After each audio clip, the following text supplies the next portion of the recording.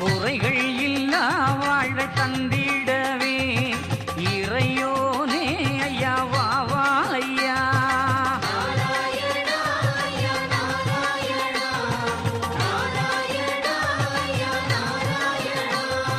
நம்பலங்கள் ஐயா மாற்றிடணும், மன சஞ்சலத்தை ஐயா போக்கிடணும்.